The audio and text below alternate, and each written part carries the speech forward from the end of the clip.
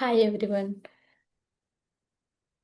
Psychologically ഒരു 4 pillars ഉണ്ട് ഒരു ഫുള്ളി ഹെൽത്ത് ലൈഫിന് വേണ്ടിയിട്ട്. അതിൽ ഫസ്റ്റ് പില്ലറാണ് ദ മൂമെൻറ്റ് 10 മിനിറ്റ്സ് വാക്ക്. അതായത് നമ്മൾക്ക് നല്ലൊരു എനർജറ്റിക് ആണ് നമ്മളെങ്കിൽ ഒരു 30 മിനിറ്റെങ്കിലും ഡെയിലി നടക്കണം. അത് ഒരു വാക്കിംഗ് ആവട്ടെ, ജോഗിങ് ആവട്ടെ, ഒരു സ്ട്രെച്ചിങ് അല്ലെങ്കിൽ ഡാൻസിങ് ആവട്ടെ. നമ്മൾക്ക് അത്ര എനർജി ഇല്ലെന്ന് തോന്നുകയാണെങ്കിൽ ഒരു 10 മിനിറ്റ്സ് എങ്കിലും ഡെയിലി നടക്കണം. അതൊരു ഹാബിറ്റായിട്ട് കൊണ്ടുവരണം.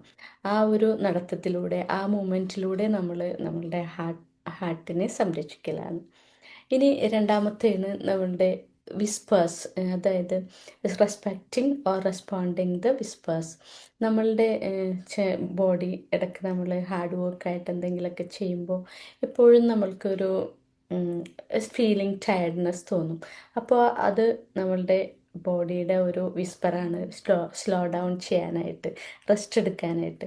അപ്പോൾ നമ്മളത് ബോഡിയുടെ ആ വിസ്പേഴ്സ് കേൾക്കുകയും സ്ലോ ഡൗൺ ചെയ്യണം. അതെങ്ങനെ പറ്റും?